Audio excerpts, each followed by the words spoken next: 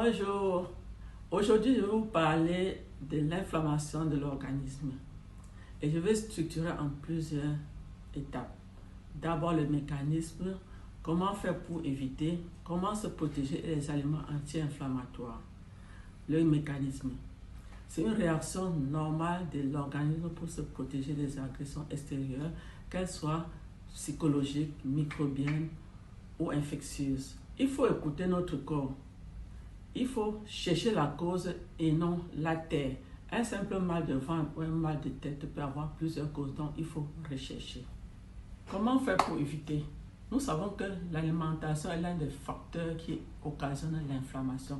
Donc il faut avoir une très bonne hygiène de vie, c'est-à-dire éviter de consommer les acides gras trans, les acides gras saturés, les graisses végétales raffinées, éviter le stress, faire au moins 30 minutes d'exercice chaque jour. Il faut aussi faire la méditation et le yoga et autres pour être à l'aise dans la tête. Il ne faut pas fumer. Et si nous ne faisons rien pour limiter les dégâts, nous allons tomber dans l'inflammation chronique, c'est-à-dire nous aurons l'arthrite, l'arthrose, les maladies cardiovasculaires, le diabète, le cancer, l'obésité, le diabète de type 2. Donc, ce sont les différents trucs qu'il faut éviter. Les aliments anti-inflammatoires.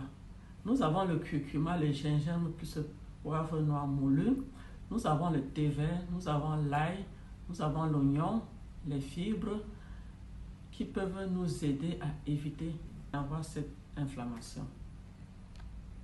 Vous conviendrez avec moi qu'il est judicieux de se diriger dans la nature pour chercher les aliments qui peuvent nous soigner et nous guérir. Et je vous invite à ma prochaine vidéo qui sera comment faire pour inverser le diabète de type 2 ou comment faire pour stabiliser durablement. Merci d'avoir suivi ma vidéo et à la prochaine.